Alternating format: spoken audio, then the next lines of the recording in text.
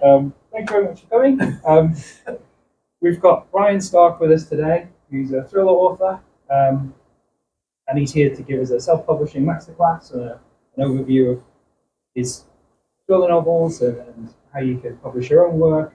If you've got any questions, they're okay to just sort of chip in, aren't they? If it's pertinent to the thing, yes. Yeah. Go ahead. Yeah. Brilliant. Yeah. So Brian's going to give us a presentation about his work. Good morning, everybody. Thanks, Martin. Thanks to the library for doing this. It's my hometown. Brilliant. Today's about self-publishing. Now, I do talks on how you create your novel, how you create your characters, the story arcs, character arcs, and so on. This is not about that. I'm assuming you've done some of that already. And what you've actually got now is some kind of masterpiece, a whole load of words written on pieces of paper that you think is good enough now to then publish. So what I'm looking at here is specifically the mechanics of how any one of you would then take that manuscript and get it into a book, exactly like the books we've got at the back there, exactly like the books we've got here. Okay, so a bit about me. I'm not Ryan Stark. It's all a big flim-flam. My name's Austin. I'm married to Val. I have 2 daughters, 2.5 grandchildren. One's bubbling up nicely, ready for April. I'm Redditch born and bred. I was born in Headless Cross. I spent 40 years as a business analyst. So this was my release from doing that sort of work. It was 1993, I think, when I really started writing in earnest and wasted my time because I didn't know what I was doing. Crime fiction started in 2015 when I figured out I'd been wasting my time and didn't know what I was doing, and I organised it a bit more. And I've been full-time since 2021 when the guys in IT started being silly, and I said, enough. I chose to use a pen name because Austin Gowes published things as part of his business, so non-fiction stuff, which you really wouldn't be interested in. The ABC of network communication, for example, not interested in that. So I chose to use a pen name. Ryan Stark has got 3 Daily and Whetstone crime stories. All 3 are available there. He's got 2 Aidan Beckett thrillers. So he's gone from crime stories in Northwest London, police thrillers, to international espionage thrillers. As of February 2024, 639 paperbacks being sold, 2,261 ebooks being sold, and 1.38 million page reads through Kindle Unlimited. I'll explain that if you don't know what that is later.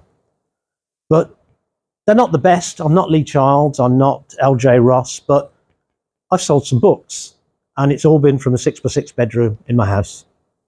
That's what self-publishing is all about. So those are my current projects. Neither of those are on the desk at the back because they're all on my computer here. An Invisible Murder's the next Daily and Whetstone story. So that's all mapped out. It's just being edited down and put into a format. And we'll show you how to do that later. The next one, Proof of Betrayal, is an idea that hasn't been fleshed out yet. So that's my year's work this year, is to produce those 2.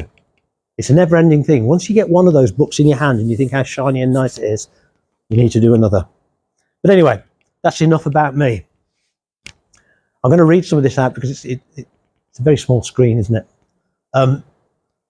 We've got 3 different main ways of publishing that we can choose here. We can choose on that right-hand side, traditional publishers, Hodder and Stoughton, HarperCollins, Penguin, and we can query them, look at our lovely manuscript we've got, and they will pick the chosen few because they have a good reason for picking people, and that is they need to sell books.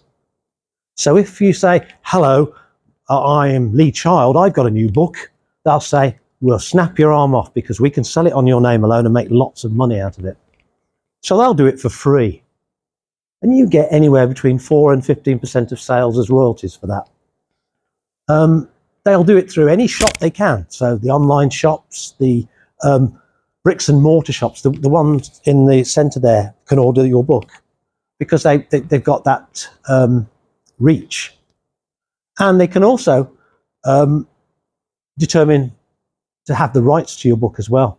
Suddenly you lose control of the book because the big publisher wants it to look like they want it to look. It's got to sell. You also lose creative control. They'll have editors in who might even change the story, some of the characters, change the covers. They want it to sell. That's the whole purpose of the traditional publisher, is to flog books. Then you've got the independent publisher in the middle there. Now that's open to everyone in this room who's got a manuscript who wants to write a book. There's a catch. They will take you, but they will charge you for it. So before you even publish your book, it's not free.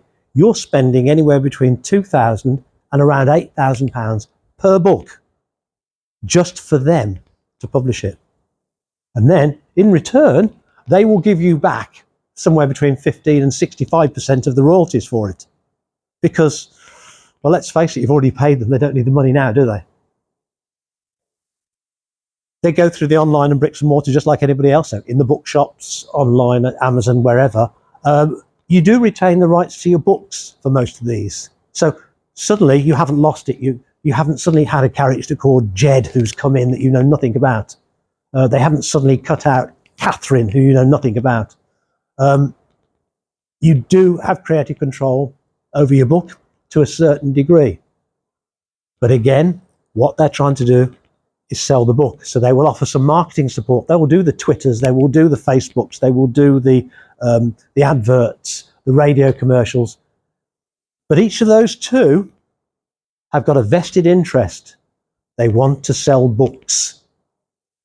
So if you suddenly come across an independent publisher who has just got the big deal, they will flog the big deal before they flog you. Quick story, there used to be a band called the Mean Street Dealers in Birmingham. They released their album on the same day as Crowded House released their album with the same record company. They didn't get any publicity whatsoever. So they released it again. On the same day, UB40 released an album with the same record company. So twice they'd re-released their album. They didn't get any publicity because the point was to sell albums. They weren't interested in the small guy who had no visibility in the marketplace. So with those two, traditional publishers need to make money. Independent publishers want to make money. So we're then left with our self-publishing. Now, our goal in self-publishing is to have a book. It's not to make money. I mean, it's a lovely thing. It's great. It's got pages and everything, and I did all of that. That's the reason you do self-publishing. It doesn't cost anything, a few quid here and there to self-publish. Everything you need is free. Typical royalties can be up to 20%. I'll show you some costs and stuff a bit later on. A distribution is mainly online. I say mainly because there are other ways to distribute. I distribute through Amazon. If you go onto Amazon and you look for my books, they're there, you can buy them. But so can Waterstones. Waterstones can go to Amazon and buy them if they want to. And I sold a book last week that a distributor had bought because somebody had walked into a shop and asked for it. So there is a way to get to real customers. But virtually everything I sell is through Amazon. I do retain the rights to the book. I can do what the heck I like with that book. And I'll show you some of the things that happened during my learning process a bit later on. And I do retain creative control. If I want to put Jed in, if I want to take Catherine out, I can do that. It's my book. Because I haven't got that main drive of having to sell the books. I want to, and I do, but that's not my main drive behind it. Marketing support? No, none, zip, zilch. Do it yourself or don't do it at all. Yeah? So if you want to go a little bit further than having a book, a really nice book in your hands, you have to put a lot of effort into doing that. And it is a lot of effort. So self-publishing, think about it in the generic sense. Self-publishing books are inferior. Well, cheap people, they do self-publishing. The big people don't touch self-publishing. Why would they do anything like that? That's for those people down there. Well, that's a self-published author. That's a self-published books. Dark Skies Publishing, she owns that company, her and her husband out the back bedroom. It's a real, proper book. And she makes millions a year. She's not inferior. Her stories are good, people like them. She does self-publishing. On the other hand, cover up the name, that's also self-published. The lady's got no legs. The tanks and things were drawn by a grandchild. The pages don't even look like proper pages from a book. They lose all the headers and footers on them. So that's self-published too. You have to decide where you are and how much effort you want to put into getting it like that and not like that. Yeah? You're going to see that crop up all the way through here. It's for amateurs. No one will take me seriously. Well, yes, they blinking well will. If you start selling the books, if you start getting the reviews, they'll take you seriously. And then all of a sudden they start knocking at the doors. I've had a publisher turn me down this last week. And they turned me down because the books they publish are half as thick as that. They do exactly the same as I do here, but they want the thin books because there's less printing costs and they make more profit out of it. So they turned me down simply because my book is exactly the same as every other book on the market, that thick. And it was too thick for them. Yeah? It's a way to get rich quick. Yeah, that's why I've got a Rolls Royce parked outside. Yeah. No, it isn't a way to get rich quick. Don't approach this for the money. This is about getting your book out there and enjoying what you're doing. It's easy. Anyone can do it. Well, yeah, I think it is easy. Anyone can do it. You need a little bit of computer skills here and there, or you need somebody who's got the computer skills, but it's only a little bit. There are ways around some of these things. And it's open to anyone.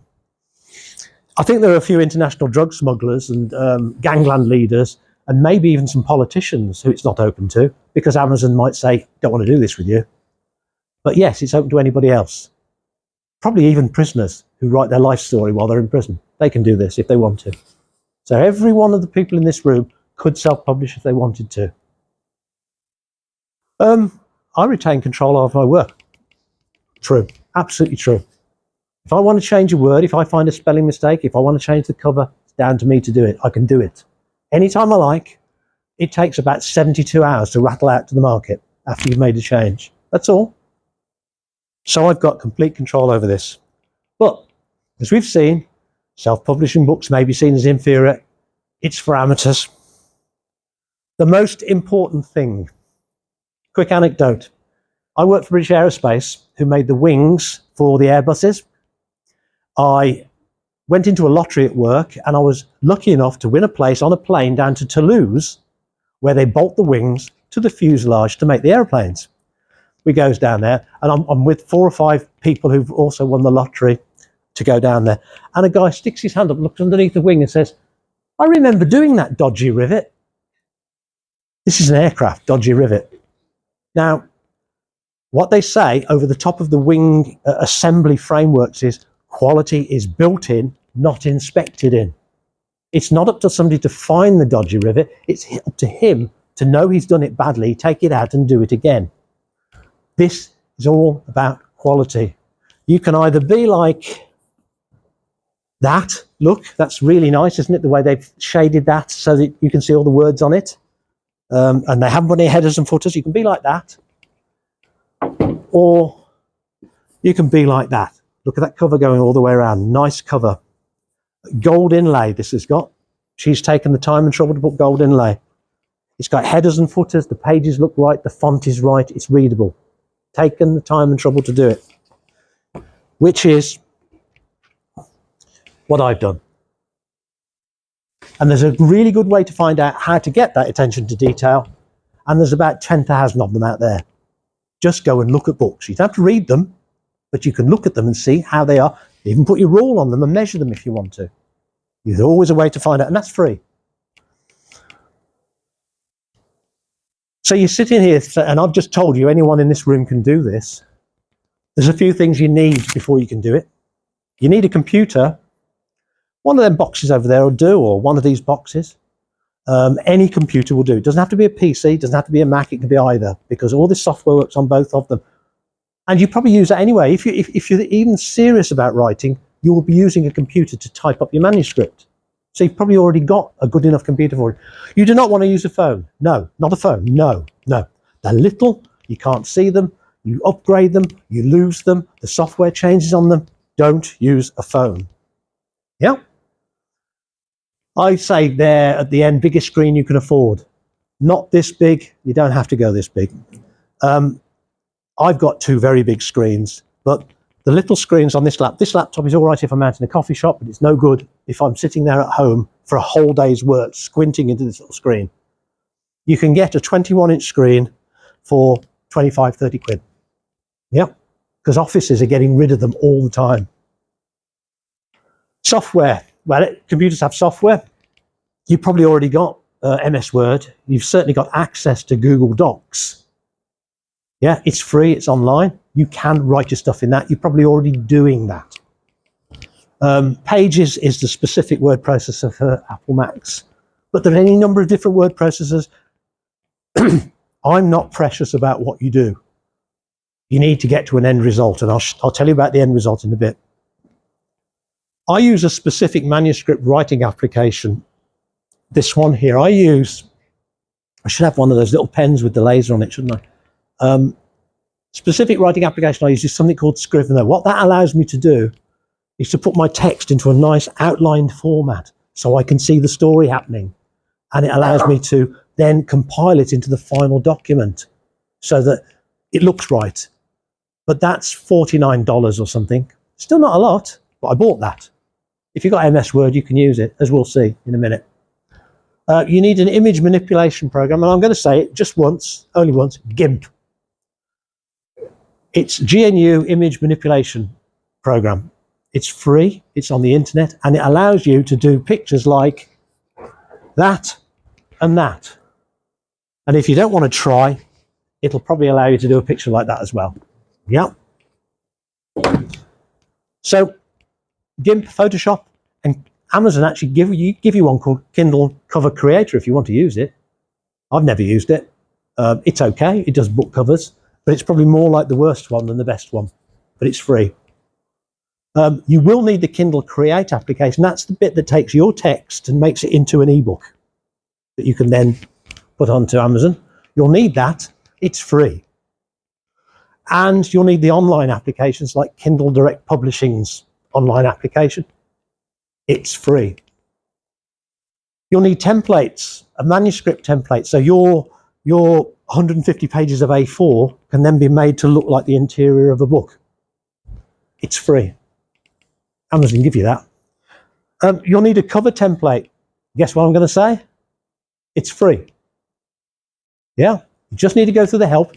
You just need to know how big you want your book to be, because these are all different sizes. As long as you know how big your book is, you'll get a template to allow you to do this. It's free.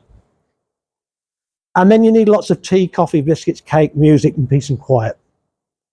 You can never get enough of that until your kids leave.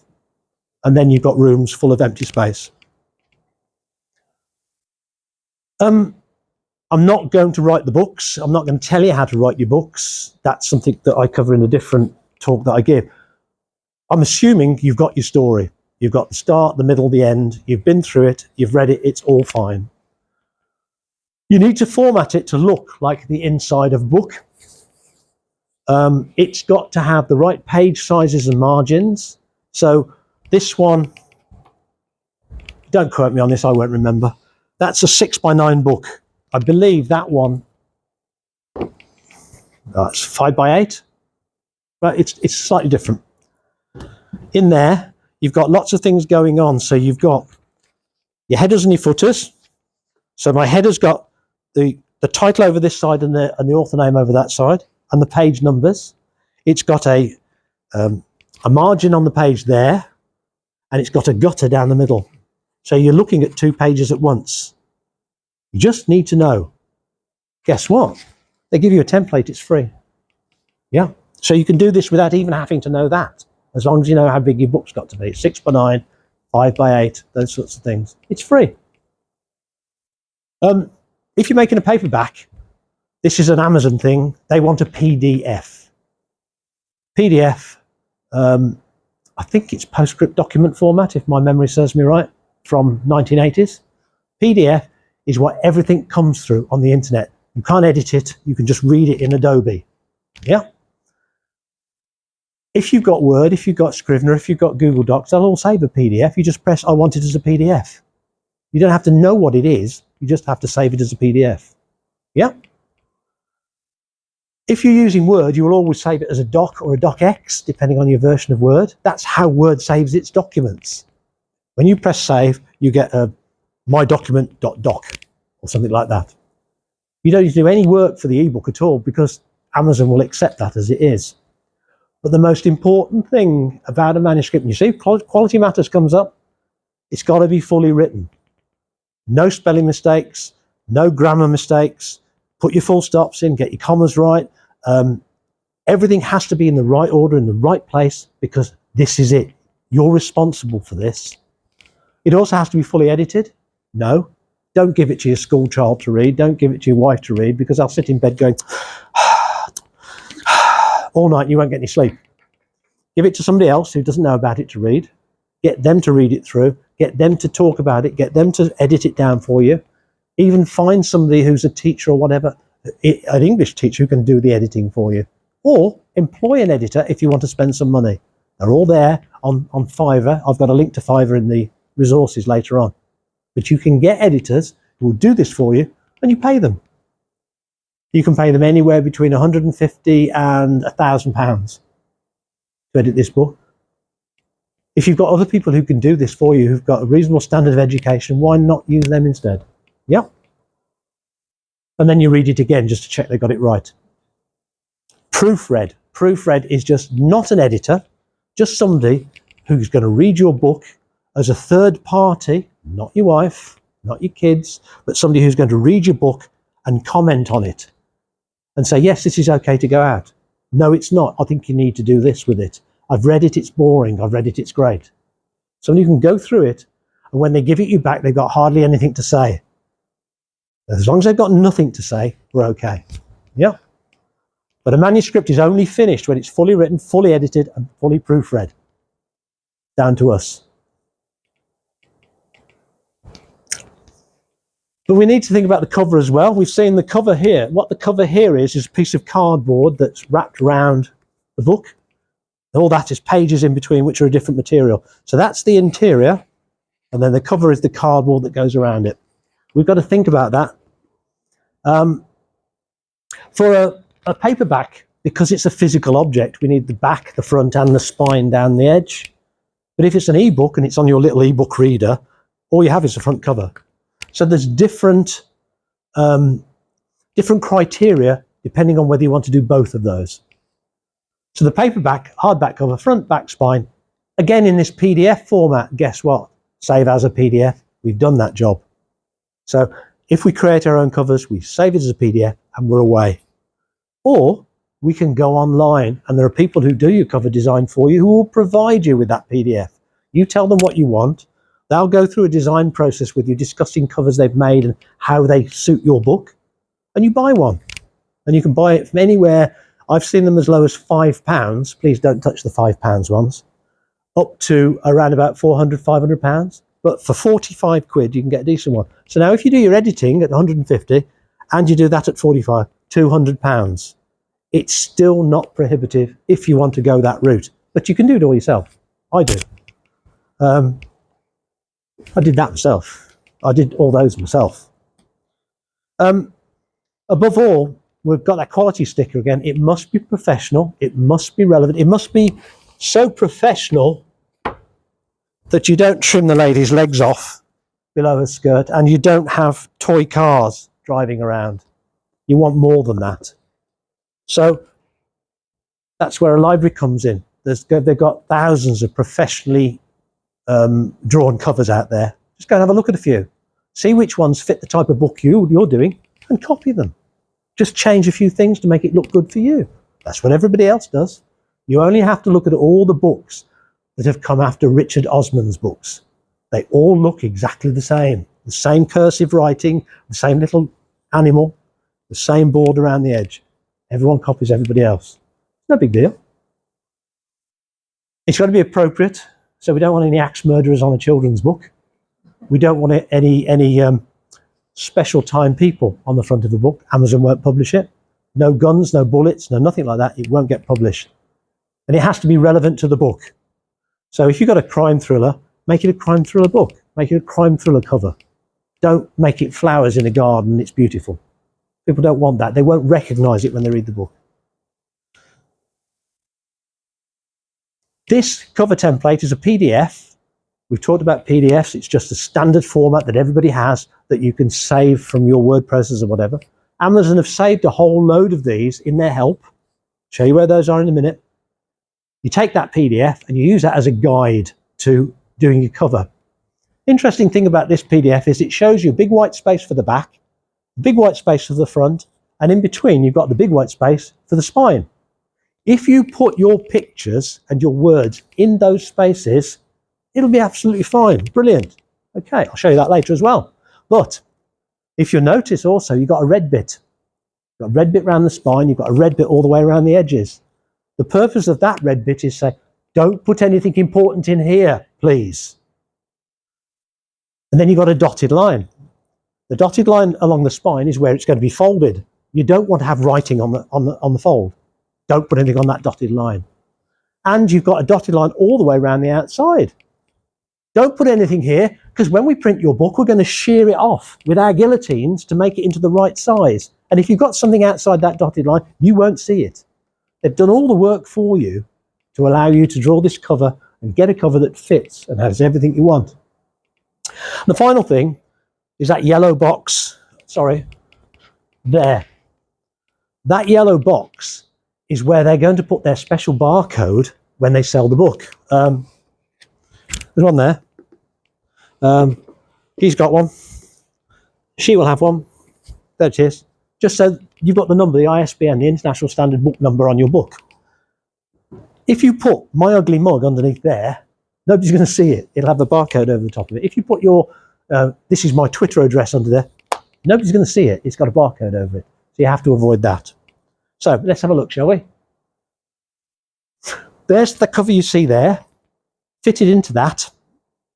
It's got a front image, and you can see where the image bleeds. The word bleed is used where the picture goes off the edge of the page. It bleeds off the edge of the page. You've got it bleeding out to the edge of the page over the red, and that's sacrificial. I know I'm going to lose that. It doesn't matter to me that I'm going to lose that. It's not important. But Ryan Stark, Daily and Whetstone Crime Story, Killing by the Book, the main guy sitting on the railway tracks, is all in that space. The spine, exactly the same. Everything that needs to be in the spine is in the white bit. The back, exactly the same. And I peeked out from behind that barcode box to make sure I'm not covered up. So using that template, which they give you, if you go look for it and you know the size of your book, you pick the right template, you'll get that. You can design a cover that fits it. Top tip from me is if you're physically doing your own cover design, keep that template as one of the layers so you can bring it to the front and just compare that everything works, everything fits all the time as you're doing it. So then you get a book cover that looks like that. The template's gone, we don't care about that, we've erased that, we finished with that, and we've got our book cover, and we can now see how that folds around the book. It's not hard, it requires attention. Takes quite a long time. Guess what? The ebook cover can use the same cover. We don't need the back and we don't need the spine. So we can just trim them off. Remember, we're talking about what's in that dotted line. So let's just put the front cover in that dotted line. So I didn't do any work at all apart from going in, select, crop, save. 2 minutes, the very most. And you can see it all fits still in that box because it's exactly the same picture. We're not interested in the barcode, we're not interested in the back or the spine. It's just that ebook now. I'll leave you with that. Have a look at that.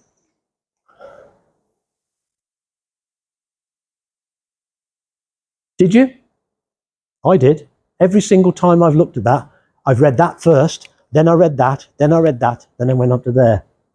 It's a graphic designer's tool. They're saying, if I construct my cover using this as a principle with my important thing in the middle, you'll read it first. If I've got some rubbish on the front, like my tagline, which really doesn't matter to sell it, I'll stick it right at the top there. Doesn't matter. So, did I do it? Well, no, I didn't. That's my first cover for Killing by the Book. It's a load of rubbish. Why is it a load of rubbish? Well, it's some bland picture. It's got another picture and another picture, and it's got little writing on it. And it's not a particularly good font, and it didn't sell. Nobody looked at it. Like when you go into a furniture shop and you don't see the suite you don't like. You always look at the one you do like. So I thought, months and months later, while I'm doing all the work, what sells? So I went to that. There's a great one. This is a crime thriller. It says live in Roman numerals. And this is about killing people. That's good, isn't it? They'll all get that one, won't they? Again, you'll see this first, Killing by the Book. Then you'll see that, a Daly and Whetstone crime story. And third, you'll see Ryan Stark, because you're not interested in him. You're interested in the title of the book. Didn't sell. Didn't sell at all. So we went back to our church cover, but we made it more dynamic. So Killing by the Book pops out. But guess where it is? It's in the wrong place now. Because I hadn't got that simple map that told me where I should be putting things. It didn't sell. It sold better than the other two, but it didn't sell. Why didn't it sell? Killing by the Book. Right, is that killing by the Bible? Killing by the Quran? Killing by the Torah? Is this a religious book? Is this about a religious nutcase? Is this a religious text? I don't want to buy that. That's not going to be interesting to me as a fiction work. So I ditched the church altogether, and I went for that. It features in the story. What have we got right in the middle? You will read this first. We've got a guy sitting on a railway track with a red top popping out. I wanted people to see that first. The next thing they see is Killing by the Book. They've seen a guy sitting on the railway track, Killing by the Book. There's no doubt what this book is about. And then at the top, we've got Ryan Stark and Daly and Whetstone. Read that if you want to. So that's the process we went through to create that cover. I went through. And that's what we ended up with. But there's more books over there. So what we actually did was use that style and mapped it across. And you can see the new book at the end follows the same style all the way across. We've got a brand coming out. Yeah, we can do all this because creative control. If I wanted to get somebody on Fiverr to do a book cover like that, I'd probably pay about £100.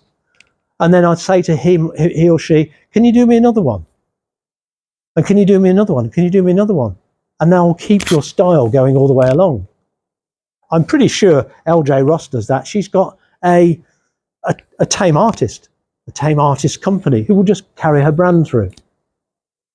That second one, The Farm, I know Lexi's read The Farm. That's Back End Farm at Beeley. I took that photo. It doesn't look like that in my photo. It looks like that after I finished with it. That's not my BMW. And that's not my house at the end. It's certainly not my gun in the third one. So the other thing we have to think about here is if we're trying to sell a book, we have to market it to people. And I want to sell my books. It's great having them here, but I've got other things to consider. When I go onto Amazon, Amazon gives you a whole load of searches that you can do to find stuff. It gives you a whole load of categories that you can browse through to find stuff. So if, for example, like I was the other day, funnily enough, you were looking for TDK C90 tapes. You know they're cassette tapes. You know they're from the 1970s. You can't get them anymore. I have to then go through all departments, audiovisual, recording media, and then I might get tapes. So there's a category system that we have to go through to find it. I need to put my book in the appropriate category system for my type of book. And then there's a search at the top. If I'm looking for TDK C90 cassette tapes, I would put in TDK C90 cassette tapes. I might put in 1980s recording media. I might put in C90 cassette. I could put in a whole variety of different words, and they're called keywords. They're the things that Amazon, in its infinite wisdom, then uses to go and find the things that you want to see. So it matches them up. Categories and keywords. When you set your book up, you can choose 3 categories. There's about 10 or 12 of them behind the scenes that Amazon works out for you. But I chose Kindle books, crime thriller mystery, crime fiction, British and Irish, English. That's what that book's about. And I chose 2 others, so I chose pretty much the same, da-di-da-di-da, financial, da-di-da-di-da, serial killers, because that's what the book's about. And if you go onto Amazon, and you go right the way down to there, see the category structure? It leads you pretty well down to where my book is. And my book's on about the 3rd page because there are much better authors than me in that category, unfortunately. I have to get better than Peter James or Mark Billingham or all the others. So you can see that what I put in when I put my book onto Amazon, and I'll show you that in a minute, directly reflects what people look for when they go on Amazon to get it noticed. Keywords, I've just said that, yeah. If I were to search for a book, if I were to search for a tape, if I was to search for pet food, if I were to search for light bulbs, what would I put into the search to get it? Now, it's not always as straightforward as you think. If you put in pet bowl miniature poodles, because you've got a miniature poodle that needs a pet bowl, you don't always get pet bowls come up. That's because people try to fake the system. They try to frig the system, make it work differently for them. And sometimes Amazon has figured out that when people want dog bowls, they don't actually put dog bowls in the title. Now, feeding appliances for canines, for example, that wants to get them to dog bowls too. So your keyword words are quite important. Now, when you put your book onto Amazon, they allow you 7 spots. They say 7 keywords. It's not. It's 7 strings of 50 characters. That's important to note. I don't want to put Killing by the Book in. It's already got that. That's the title. I don't want to put Ryan Stark in. It's already got that. I don't want to put Daly and Whetstone crime stories. It's already got that. And if you put Ryan Stark Killing by the Book in the search, you would get my book. But I'm looking for the people who don't know me, who want to find my book. So, Unputdownable Thriller Detective Series. How did I get that? There's a very clever guy out there who knows all about this stuff. Gripping Murder Mystery Detective Stories. Yeah, that'll fit. Police Procedural Crime in Progress book. Da-di-da-di-da, all the way along. So they're books that intimate what type of book my book is, for those people who don't know the title. Okay, now let's take Page-Turning Suspense Secret Sinister Twist. If you put that in, you get my book come up. Why? Because I put it in as a keyword and somebody typed it in. And now there's a lot of people doing a lot of work on exactly what you put in those keywords so that your book gets seen. They're cleverer than I am. They've got a program. I bought the program. That one cost me $49 again, and it's really, really good. I'll put the links further down in this, and you can get the links after this. So I've got categories to position myself in that huge database of Amazon, and I've got keywords so that people can search and find it in that database of Amazon. They'll be different for hardback and paperback, because the paperback books are in books, whereas the Kindle e-books are in Kindle books, so different categories. They're also different between countries. If you're having an English book, stay with me, if you're having an English book in Japan, it's different from having a Japanese book in Japan. So you use different categories and different keywords for it. The keywords and categories have to be relevant to the book, because Amazon can change the categories and will do if it wants to. If it thinks you're trying to flim-flam, they will change the categories for you. They may even refuse to show the book. They might block you. And that's a big no-no. That's one of the people that can't do this, the people that have been blocked. The algorithm is key. You will not beat the algorithm. The algorithm is the enormously complicated program that they have to decide how to do all this stuff. It's taken a lot of people, a lot of time, hideous amount of coffee to get this right. And it changes as everything in the world changes. You will never beat the algorithm. Work with it. So we've done all that. We've got all that rubbish out of the way. Am I ready to self-publish? Well, finished manuscript, checked and ready. Well, yeah, we've checked it. We're ready. We've proofread it. It's all there. Cover artwork. Well, yeah, we're doing a paperback, so we've got our cover artwork all done, and we've got the ebook artwork all done. We've thought about our categories and keywords. We know what those are now. We know roughly what we're going to do. Remember, we retain control. We can change these later if it doesn't work. Back cover blurb.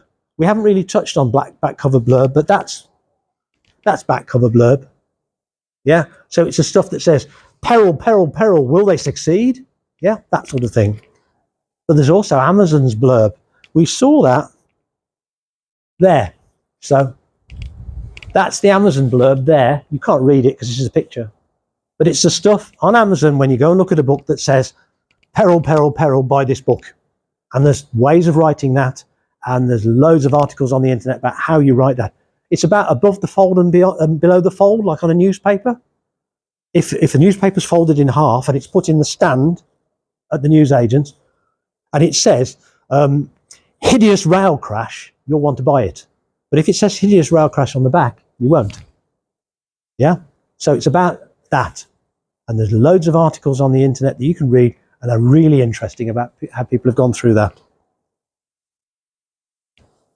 You need to have an account with Amazon and KDP if you're publishing through them. That goes without saying. It's a simple sign-up procedure. But the last thing to do is you really need to seriously sit down and say, am I ready to market my books? Where am I? Quality matters. Again, you're ready. Go check it all again. Yeah, just one last time, just for me, because you almost certainly won't be ready. I'm going to quit this just for a minute or so and show you that. That is in Word. That is a manuscript that has been shortened. I've taken out most of the chapters for this purpose. But that's a manuscript. It's got its margins. It's got its headers and footers. This is a front page, so it doesn't have a header on that one. But as we go down, it's got the books that I've done. It had the dedication there. I really should learn how to go page up at a time, shouldn't I? So it's got the dedication. It's got the copyright page and the title page. Note that there's left-hand pages and right-hand pages here, just like there is in the book. The interesting thing about a book is that every single chapter starts on the right-hand page. So if the previous chapter isn't long enough, I think chapter 2 isn't long enough, you need to put a blank page in to make the chapter start on the right-hand page. So I do all that in my word process. There's Word doing it. And the other thing to note about that is that because it's a left-hand page and a right-hand page, this is the right-hand page. Word, Microsoft is always awkward somehow. That's the right-hand page. That bit there is the gutter. So that disappears into where they stick the pages together. So it's slightly wider. On this page, that's the outside, that's the gutter. So this and that match, those match. Got to get these things right. This is where the quality comes in. This is where checking it comes in. But they do give you a bit of help on that later, and you can go back and rectify mistakes. So all is not lost. So, where am I? That's our manuscript, and it goes all the way down into chapters, acknowledgements. I'm not going to show you anymore because you don't want to know how that book ends. Don't save that. And then we're talking about PDFs. That's a PDF of the same file. I just went in, save as PDF. Now what a PDF is the same document with the same text in, the same margins, the same paragraphs, the same empty pages, but they've stripped out all the Microsoft stuff that's going to cock it all up when we try and publish it. If you try and publish a Word document through this process, you will fail. If you put pictures in, you will fail because Microsoft doesn't do things the way everybody else does it. But saving as a PDF makes it a standard format that everybody can use. It's what's called a final form text in computing jargon. Nothing changes it. That's what it is. Yeah? Always save as a PDF if you're in doubt, because it doesn't get changed or messed around with. And that's the important thing here. And it's exactly the same book. It's only showing one page, but yeah, it's exactly the same thing. There it is. Exactly the same, because it was from the same document. So we've got those two. We also want to create our ebook. This is just a piece of software that's loading up in the background. I hope.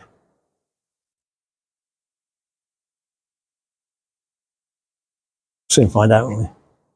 Yeah, there it is, bouncing. There you go. This is a free program. If you go to Amazon, if you search for KDP or Kindle Create, you will find this program. Now I'm going to absolutely bamboozle you and blind you with high-end IT computer technology. Feel free to fall asleep. You click on Choose, Create New. You choose reflowable because that's what Kindles do. They just let the pages flow how they want it. So you leave it exactly how it is. And then you click on Continue. You put a book title in, which is my book. You put an author name in, which is me. And you put a publisher in if you've got one, which is anything you like. And then it says choose the file. So you're going to go and choose the file. Guess what we're going to choose? The one I've just shown you. And if we then open that, let it do its stuff. This is only 3 chapters long, so it's not going to take a long time. Bang, it's done it. So what it's done now, after a few little chats to you, is it's put your book into a Kindle format that you can use online. You can sell it. It's not complete. We have to do a little bit of work on it. For example, up there, it's telling us these are all the things I found which are like titles and headings in our book. Can you tell me which ones are the actual chapters, please? Well, I know what they are. They're called Chapter 1, Chapter 2, Chapter 3. But it doesn't know because it's not that clever.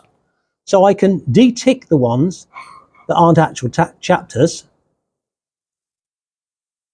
See how complicated this is? It's just phenomenally IT, isn't it? When I accept that, you can see it said, I know what the chapters are now. I don't know what this lot is. You'll need to tell me about that.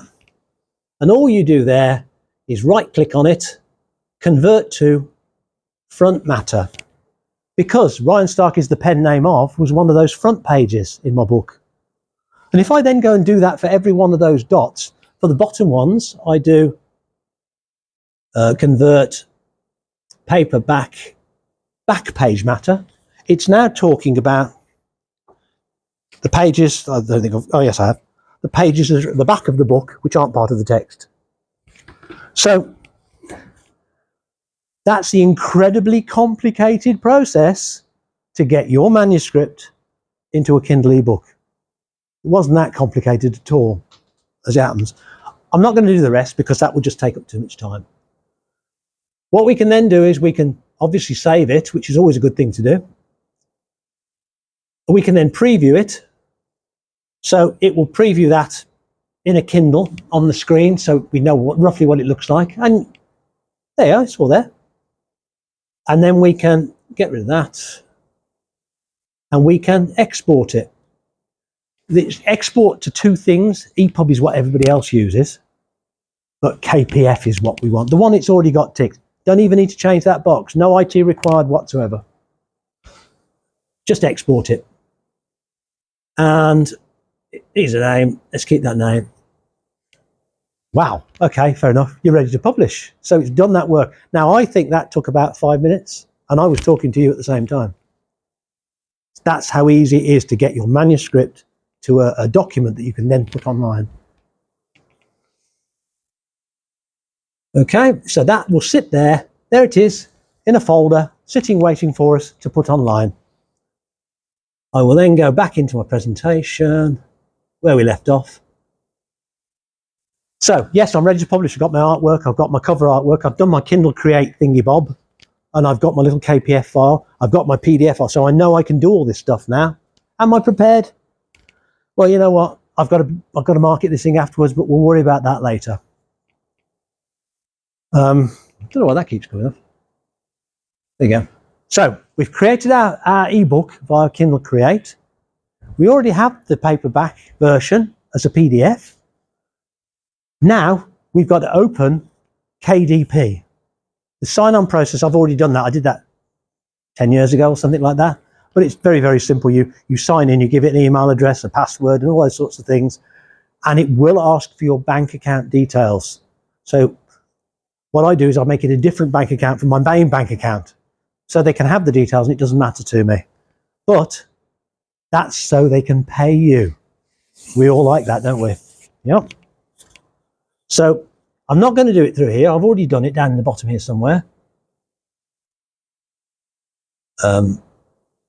That's what you want there.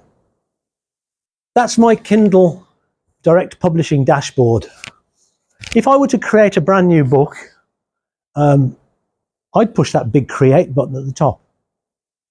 Okay, that's what I have to do. I'm not going to create a new book. What I'm going to do is show you how you would put the books in from what I've already got. We'll go into this first book here. There's all the rest of the books. Look, there. They're all in there. If you go into paperback and you go over to these menus here, I don't want to order an author copy, but here I've got a whole list of other things. This, sorry, I should be looking at my screen really. This gives you, broadly speaking, 3 tabs that you have to fill in. These are the actual tabs for the book that's published over there. I can't change them because it's been published, but when you put them in, you'll be able to change them. You put in your language, mine's in English. You put in your book title, Killing by the Book. Yeah, it's on the front, we know what that is. A subtitle. Well, my books don't have a subtitle. They don't need one. I've put them as part of a series. You don't have to do that if you're just publishing one book. You don't have to even fill that in. I don't have an edition number. It's the first edition. I'm not expecting several, so I'll just leave it as 0. My author name, I've chosen Ryan Stark. I'm logged on as Austin Gower here, but I've chosen my author name. Yep. There are no contributors. This isn't a scientific project. I haven't had loads of people working with me to do this. It's just my book. But I could put any other people that have been involved in this, just like Richard Osman does with the 50-odd people that helped him produce his book at the back of his books. There's that description I was talking about that appeared on Amazon as its blurb. There's a little WYSIWYG editor, so you can just type it in, make it bold, italics, whatever you like. And that's what's going to come up when people find your book and start reading it. And you've got to say you own the publishing rights or you're using something that doesn't have publishing rights, like a 14th century manuscript or something like that. They're going to use that. This is really important. They will do a plagiarism check on it. So if you think you're going to be really, really clever and just get the latest book from Margaret Atwood and copy it and change the names, you won't get it published because they can do that sort of check. It talks about your primary audience. There's nothing sexually explicit in mine. The odd few snogs here and there, but nobody's worried about that sort of thing. And the minimum age I put as 18 plus. I often wonder whether I should move that down to 14 because of the sort of book it is. It's not going to offend too many people unless they hate serial killers in fiction. My primary marketplace, I can choose lots of marketplaces all the way around the world. Well, I've got Germany, France, Spain, Italy, Netherlands, Poland. Getting stuck, going to give it up. So I can choose what my primary marketplace is. I'm in England. I'll choose Great Britain, UK as my primary marketplace. I sell in UK, the US, Canada, and Australia. I've sold in Japan and Germany as well. But that all comes later. Our primary marketplace, what we're going to centre it on, is the UK. There's those, sorry, get off. There's those categories we were talking about. That's where you put those in. We've thought about those. We've given them a lot of thought. We've gone on to Amazon and we've checked where the books that are like ours are. So we know what categories those are going to be. And there's our keywords. We went through a big discussion with that. We went on to Kindlepreneur. We talked to Brian, whatever his name is, and he gave us lots of advice on how we should format these. We know what goes in there. Just bang them in. You can set your publication date. Mine was set for, it's in American format, the 15th of December 2015 when this book came out. And I released it on the same day. I didn't have any staggering or anything like that. Didn't do anything silly. And then with all that, what we call in computer jargon, metadata sorted, we can go on to putting our book in because the book hasn't been put in yet. I'm not going to save it, obviously.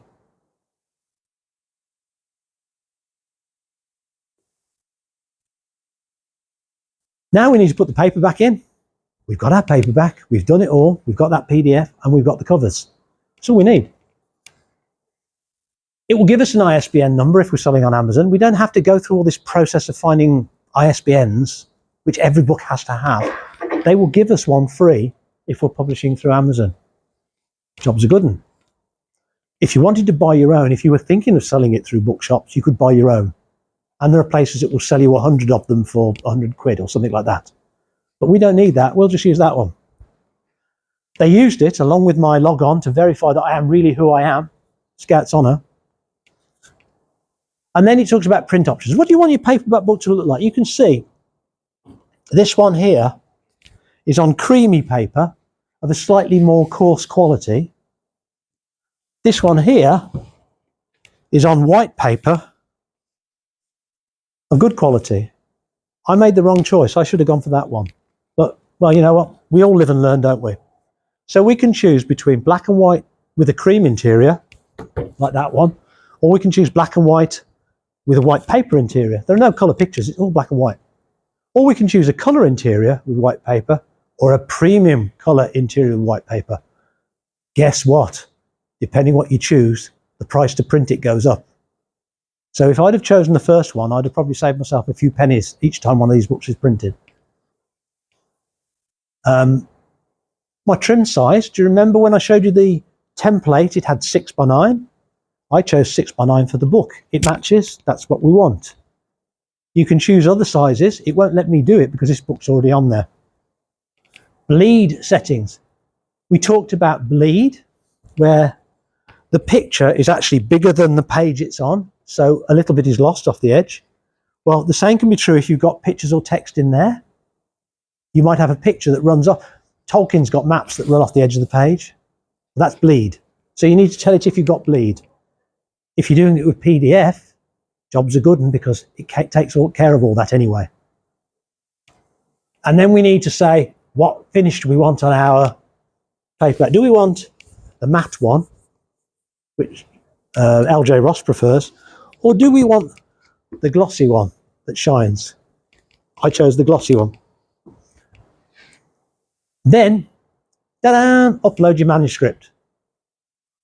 Simple as that. So you press the upload button, which I am not going to do anything with. You find it, which I think I'll get on the desktop, presentation, and there it is. There's our sample manuscript. So I could press that and upload it. And the wheel would spin for about a minute or so while it checked it and made sure it was all right. And it would say, thank you, got it. So this takes a little bit of thinking about, but it's not complicated. I think that's what I got from it. It's not overly complicated. Anyone can do it. Anyone who's got a son in IT can do it. Yeah? Then I need to choose the book cover. Guess what? I could use their cover create program to create one if I wanted to. Or if I've already got one, I could use that one.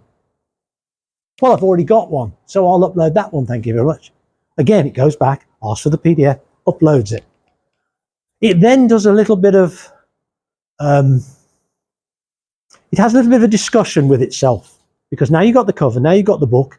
Will that actually physically make a paperback when I'm finished? Is it going to make a paperback that doesn't offend our customers? Is it going to make a paperback that we're happy with?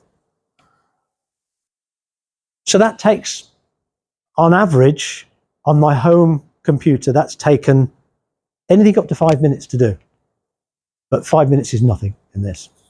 You've spent months making this book.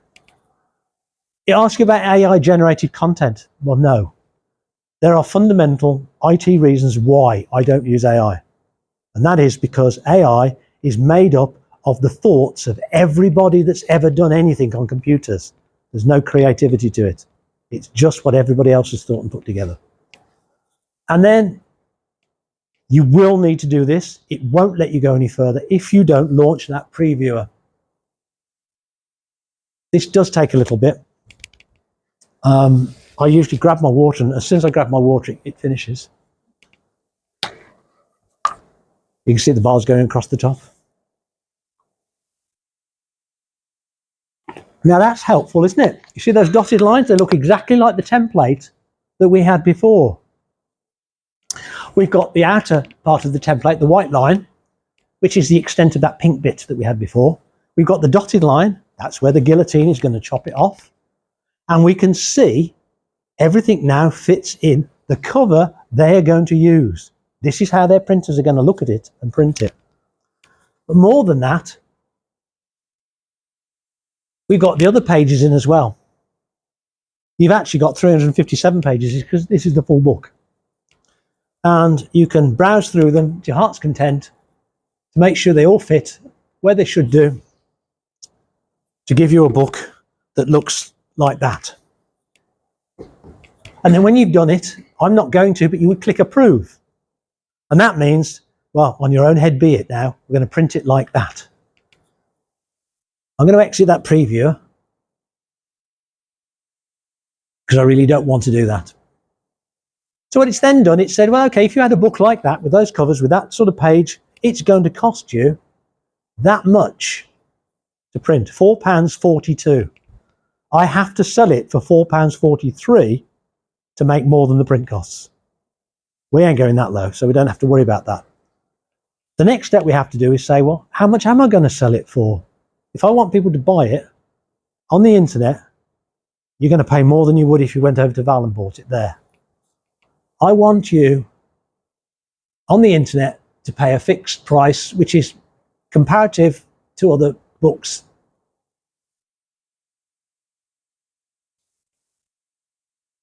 Fairly good. So I'm going to have territories all the way around. I don't care where you live. If you can find my book on Amazon, you can buy it. We'll let them do the converting. If you use Japanese yen or Indian rupees, that's their problem. They'll sort that out for me. Or I could choose individual territories. No, this is specifically an English book for English people in England. I want to choose that territory, please, because it's about something very local to me. But I don't do that. I don't mind who buys my books. There's my primary marketplace again. And then it goes through and it says, oh, I've worked this out. I want to sell that book on the internet for £12.99. If you've got a £10 note in your pocket, I'll sign one of them, you can have it. Because I don't have to have all the other costs as well that go with it. So £10 over there, but £12.99 on the internet. There's our printing costs of £4.42 in the next column. If you then take £4.42 off £12.99 and get whatever that comes to, my royalty rate is 60%. So I get 60% of that remaining amount. So I don't know what that is. £4.42, £12.99, who's quicker than me? But anyway, so about £7, half of £7, roughly. You can see 60% of that then makes me my £3.37. So I get £3.37 for every book that somebody buys on the internet. Now the 629 doesn't look so bad, does it? Okay. I've chosen another tick box at the top here. I'll point that out to you. That one there, expanded distribution. This is the one that says anybody like Waterstones in there or the bookshop down the road can buy the book from Amazon and sell it to a customer of theirs. I don't get so much royalty. I only get 78 pence for that. But you know what? That's 78 pence I didn't have before. And I sold one of those the other week. It just came up out of the blue and I thought, wow, okay, I'll live with that. It automatically calculates it down all the territories, so we don't have to worry about any of that. It does that for us. It gives us a quick terms and conditions. And I wish I could put the quality sticker on there. Request a book proof. Always request that book proof. You will get through the post, and it takes a couple of weeks, a book like that with draft or whatever written all over it. I've got them in my drawer at home, and it will have draft on some of the pages, so it can't be sold. But you've got a copy of the actual book to make sure it's correct. Never, ever, ever publish your changes without pressing that button and requesting the proof. So where it says publish at the bottom, and you've eaten all your biscuits and you've drunk all your coffee and you're wired and you want to press that button, hold back, because there will be something wrong in your manuscript that you won't see until you've got a physical book in your hands and you go, what? Really? That's how it works. The books are easier to read than stuff online. So don't press publish until you've requested that proof and got it through your door and had a good check at it. Sermon over. So you can see if I do all three of those and I press that publish button, or I make a change, then press the publish button, it will then go away and it will do that. I'm not going to press the publish button on this. And you can see what it does is it gives you a message there. Now that's live with unpublished changes, because if you notice halfway through that process, it said saving. So it saved something that it thinks is a change, even though we have not made no changes. I'll sort that out later. Not going to do the ebook. Reason? It's exactly the same as doing the paperback, except you choose a different file to put in and you choose a different color cover. They're simply not interested in your page texture or anything like that, because you're not printing it. So in effect, the ebook is exactly the same but shorter. All right, that's it. That's how you publish. Now, I talked a lot in that, and I got through it in 20, 25 minutes, probably less than that, 15 minutes. That's how easy it is to do. Let's get that back up. I must start looking at the screen here. So having done that, printing costs. We talked about printing costs. They've got a calculator on Amazon. If you produce a book that's this size with this many pages, it will cost you this much for us to print it for you before you sell it. So you can work out what your list price is. Not true. Because I put exactly the same in for one of my books, and it came out that my royalty was 14 pence. Now I know it isn't 14 pence. How do I know? Because they tell me what it is as I sell books. If I were to get on my phone right now and look, it would tell me how many books I've sold today. On average, it's about 10, 12, 15 a week. Yeah, I know. Because look, that's not 2 times 14, is it? Of those 2 books there for the farm, it's £3.39. And I've actually had Kindle page reads, the people that have gone onto Kindle Unlimited and just browsed through books reading pages. Every time they read one of my pages, I get paid half an American cent. And I've had 544 of those on that day already. So their calculator doesn't work. But you can see there is money in it if you know how to promote your work. You sure it wasn't the size that made the difference? You go back and say, I know they were different on those 2, sorry. I think it's Yeah, yeah. to print the 6x9. No, it isn't. It wouldn't make that much of a difference. I think the difference between the 5x8 and the 6x9 is about 30, 40 pence. Because they're cropping things and it's only the edge. You can't trust that calculator. You can't trust the calculator. The best thing to do is rely on Amazon. When you look at this subject online, everybody says they work it out correctly. Their sums are always right. So just rely on it. It's money. You're getting it. And once you put your book on there and you're doing your marketing, you figure it. You factor it in as a cost anyway. So just live with it. It all works. Cleverer men than I have worked out those calculations, and they're not like their print calculator. So last thing, really being paid. Yeah, we like that bit, don't we? I get paid via Amazon. They do all the collecting. Imagine they've got a till. That's all they are, is a shop front with a till that takes the money, and they apportion it between the people who've supplied it to them, the authors. They're going to need your bank details. I know sometimes people don't like doing that. I've never had a problem giving my bank details to Amazon. Except for Amazon Prime, of course, where they keep taking the money even after you stopped it. You receive all your royalties after all deductions. We've talked about printing costs. We've talked about distributors might want a bit. Amazon want their cut. All those are taken off before you receive a penny of it.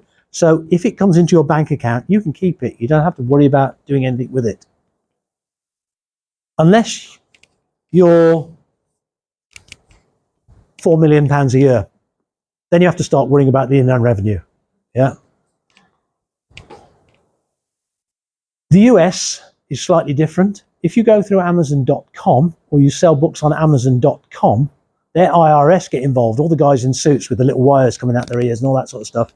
They get involved and they say to you, you might be a taxpayer in the US. Therefore, we're going to withhold 30% of everything that's due to you.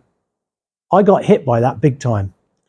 I got on a train and I went down to the American embassy in London with all my documents, and a woman interviewed me to check that I was who I was before stamping a piece of paper with the US Eagle crest, giving it back to me, and giving me an ITIN, an International Tax Identification Number. I have a tax account in America. The FBI have my details. Now, the thing about that is, every year they give you a statement that says, we've taken no withholding tax and we've taken no tax off you. So on the plus side, you've not lost anything to America. On the minus side, you have to talk to the Inland Revenue about it if it's above the earnings you should be making. That's your affair. I don't hit that ever because I'm now retired. I don't take any money. So I'm never above the tax-free allowance. I don't have to worry about that. If you've got foreign sales, if you sold to that little Japanese guy who likes reading English crime thrillers, they will convert everything to sterling. There is a conversion fee. On one book, it's so minuscule they don't even charge it. But on the amounts I make, if it's say 50 quid a month across this, they will charge about £1 per 50 quid to convert it to sterling so you get the money. Now that's going to be cheaper than having a bank account in every single country to get your money. So I don't worry about that. So then the fun begins. We've done all this work. It's on the internet. We set up our website. We go onto Facebook and we do Facebook because we can. And we even go X brackets formerly known as Twitter and do some tweeting because it's fun, isn't it?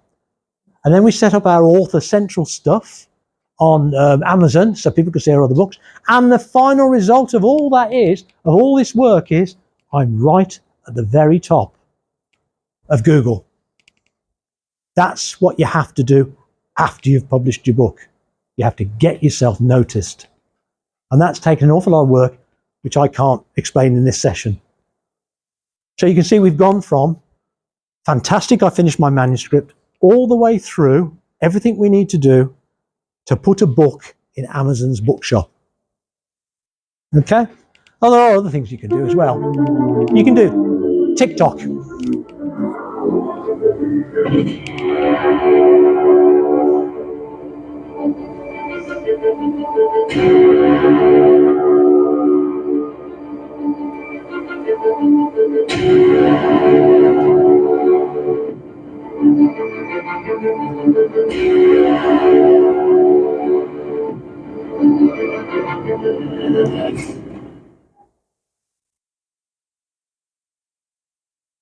All by my own fair hands. So, if anybody wants to take a photograph of that, they can do. If they want to leave their email address with Val at the back, I will send that. That's a list of all the resources that will help you to do what I just described. This guy at the bottom is a guy called Dave Chesson. He used to be a US Marine. He is really, really, really good. He tells it like it is, and he gets you the secrets of the trade. But we've got the Author Central, we've got all the KDP stuff, we've got Fiverr for cover design, how you format your paperbacks and hardbacks. That goes to the KDP help screens that tell you all this. And we've got manuscript creation, which is a document I found that would talk about how you do that. But if you can either, as you say, photograph it here, or get Val to take your email address and I'll send that through to you in the next few days. And that's it. There's a way to do manuscript, format it. You go onto a site called Readsy, there's a free tool. Yeah. And I use that, and it's really simple. Yeah. Well, I don't even use that anymore. That's the end of the presentation as it happens. But I'll show you what I use. And it won't be any surprise to anybody what I use. Let's get rid of all these first. Stop looking at the thing and look at the screen. So this is the new one that I'm writing at the moment. There it is. This was the, I'll go somewhere down there so we don't get anything too. This is Scrivener. So I use this here to outline my book. If you'd have come to the last one in Scotland, where were you? I would have told you how to do that. That's where I physically type the text. Over there is all my notes and stuff. And up here, if I go to there and there, I've got a compile button which, having ticked what is actually a chapter and what is not, because there's a lot of gubbins in there as well, I can click that button and I'll save it.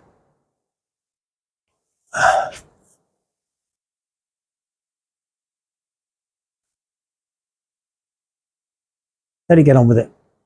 And it does it for me. So I could go to Readsy and do it, or I could do it in this software. Yeah, it's just what you find Yeah. easy. Yeah. I found Yeah. scripting quite stick with words. Storyist, And then- Atticus, Yeah, but they do the same job. But this that's not what we're talking about. no. There are tools out there to help you. Don't struggle on your own like I did, because it's not worth it. Just that Reads is free and it does a good job. Martin and I were discussing about free earlier. If it's free, you get what you pay for. If you have to pay for it, you get what you expect. Yeah. Atticus gives you a lot more options, but if you're just starting out, Yeah. and you want to do it on budget, Reads does do. If you want to do it on a budget, there are loads and loads of things to do it. But again, Well, the technological challenge like it's easier. I've just shown you that this isn't drastically technical. Oh, I tried doing it that way. Yeah, it's not drastically technical. But you pay your money, you take your choice, don't you? What works for you. The most important thing that I would point out to you again, and I'll bang on about it to my heart's content, is quality or quality. What do you want? Whatever you use to do it, you have to get the appropriate quality. He's got 6 reviews and given out his copies to his friends and neighbours. That one sold 400 books. Yeah, you have to decide. And okay, so there's some editing difference between that and that. This book is not particularly edited well. He went to an independent publisher who just took his money, didn't do any work on it. This editing's a lot better, but that's not why it sold. It sold because of the pictures on the front. That's why it sells. And if you want it to look like that, if you want it to look like L.J. Ross's books, quality matters. And however you achieve that is entirely up to you and your skills. And I appreciate it, yeah. But this is relatively easy process. How you get to your manuscript is the difficult bit, I think. Yeah, Yeah, I found it. yeah. I don't just pay it. Yeah. Can you reveal what you pay? Would you? Yeah, the full price is 300, but because I'm a member of the Romantic Novels Association, Mhm. I get a discount. So Yeah. it's 240. Yeah. She has different price levels Yeah. depending on how complex it is. Well, that was that Fiverr link. Fiverr is often frowned upon, but it's pulled its socks up in the last few years. And you get a lot of designers around the world who'll do this for you, or already have book covers written. They'll just put your title on it. Or you can find a graphic designer who'll do it for you. It's all about what your budget is. I didn't want to spend a lot of money on this. I had other things like mortgages and stuff, and car payments and food that I wanted to spend my money on. Play around with AI, try and create book covers and things. You can do decent looking stuff Mhm. for free, as long as you don't have any human hands in there, because they go out with 6 fingers. But if you sort of try it again and again, you often get very similar pictures. So you can, Yep. I think give it 6 months, everybody will tell what's AI generated. So look at AI this way. If I tell you, in my head, I'll make it up, the only place you can get fast food from is McDonald's. Okay? It's in your head. The only thing you know about fast food is you get it from McDonald's. If I then told you that old McDonald has a farm, E-I-E-I-O, you're now thinking, well, is that the same McDonald? Well, it must be. That's all we know. So all of a sudden, you're making a judgment based on the facts that you've been given.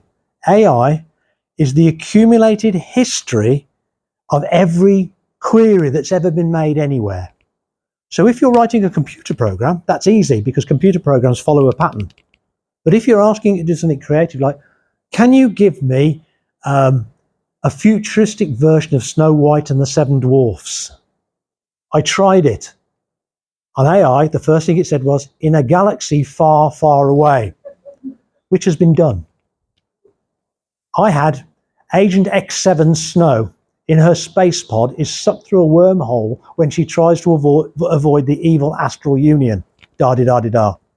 Because humans haven't put everything into AI to make it come up with the right answer yet. It can't be creative. It can only be creative within what it knows, like pop music these days. Yeah. So I don't rely on AI at all. But I've had 40 years in IT, so I wouldn't. But anyway, that's the end of my presentation. So thank you very much. Oh, carry on. Yeah.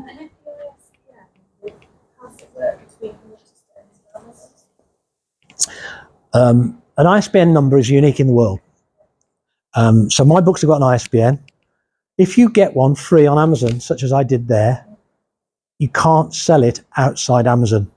But if you tick the fair enough. If you tick the expanded distribution box, Amazon can sell it to them, so they can still get it. And somebody walked into town, bought my book the other day through Waterstones. Yeah. If you go on to say Nielsen's, I think they do a block book of ISBNs, and you can buy. I don't know what the cost is. I've never looked. Let's say 100 quid for 100 or something like that. I think it's 300. There you go. And you can use that ISBN anywhere you like. And that's why there was a box on the Create program for you to put that new ISBN number that you've obtained somewhere else. I just choose to do it this way because it's self-publishing. I want to do it the cheapest, easiest, quickest way. But your mileage may vary, and that's okay. So I'm going to ask, it's been a while since I've used PDP, but I've noticed the royalty used to be 70%. There are two different royalty programs. It used to be like 35% if it's a certain price, and then 70%. Whatever. Now, if I put the ball under the cups and I move the cups around, can you tell me where the ball is, please? Amazon works a bit like that. So you've got two royalty plans. You've got a 35% plan and a 70% plan. I have got no idea exactly how they work out which is which. I always choose 70. Yeah. I think what they do is they base it on the size of the book. So if you've got a book which is bigger and you choose 35, you actually get less than 35. You get a lower royalty on it over a bigger book. If you choose 70, you get the percentage they're telling you, which paradoxically is 60. Okay. So it's a sum worked on the size of the book, right. the complexity of the book. About Amazon being like, because if you just go through Amazon, you're sort of at the mercy of Jeff Bezos a little bit. So if they start creeping down with those royalties, but I suppose that's why I want to get your books in bookshops. There's a huge amount of people who are arguing against Amazon making changes. Amazon do make changes. Those keywords and categories change all the time. But that's the way it is. Yeah. Does anybody else have any questions? Yeah, any questions before I say finished again? The only one that was probably in my mind was if you distribute to other countries, Yeah. how does the copyright? The copyright works. There is international copyright law respects the British copyright law. You don't have to do all these things that they try and kid you on Facebook and so on, that if you're American, you have to have a Library of Congress number and you have to lodge it with these people. You don't have to do that. You only have to do that if you're an American author in America. Yeah? Everyone respects the copyright. But throughout the whole of my time doing this and researching this, there is rarely ever anybody who will copy anybody else's book. There is nothing whatsoever stopping you from taking that book that I've got there and retyping it, changing the names and publishing it. Amazon might stop you because I'll pick up the fact that it's the same as my book. But there's nothing to stop you doing that. But in this country, we have a copyright law. And guess what? You know, I haven't got thousands of pounds to chase you. So you'll probably get away with it. But nobody does it. It's just not done. If you send your book off to publishers, they won't copy it. They'll just put it in the bin when they're finished with it. It's almost an agreement amongst the industry. Nobody copies anything else. It's plagiarism. They don't do that. We find, so you're in Kindle Unlimited for page reads and that sort of thing. Yeah. Do you find that worthwhile? Yes. Oh, okay. Yes. Is it sort of a discoverability? Yes. More than anything, what it does is instead of people buying your book, they're browsing through lists of books and clicking on it, reading a few pages, moving on, reading a few pages, moving on. And if they hit yours and they read a few pages, you get paid.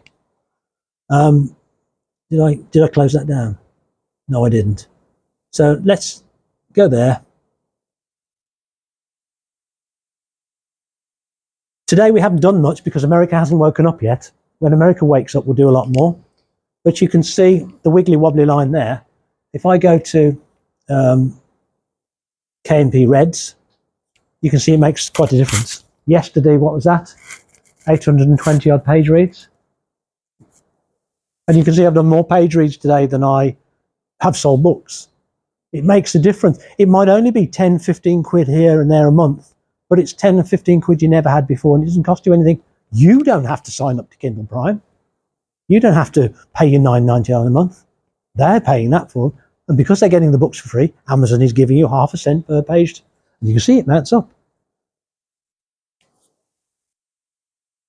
Also, you'd recommend the unlimited. The thing that puts me off a little bit is the exclusivity thing of not being able to sell it as an ebook anywhere else. I suppose Yeah.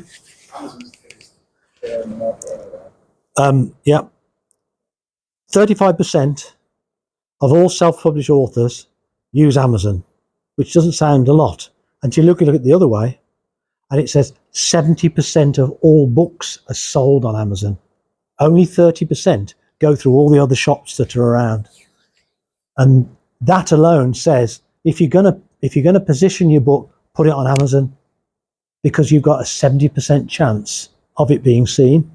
Whereas if it's in bookshops and nobody ever looks at that bookshop or goes to that shelf or looks at that particular thing, they won't ever see it. It'll never be anywhere. So I chose it simply because A, it's easy. I believe that's fairly easy. It's quick.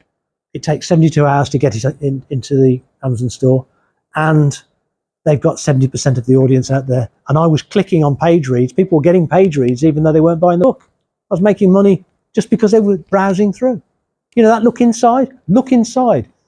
And then you got 5 pages. That's 5 pages that they're giving me money for. And that's what people do. That's how they work. For me, it's about getting those books in my hand, but it's also about exploring what I can do with them. Yeah. From my 6x6 bedroom. Yeah. So that's it. Thank you very much.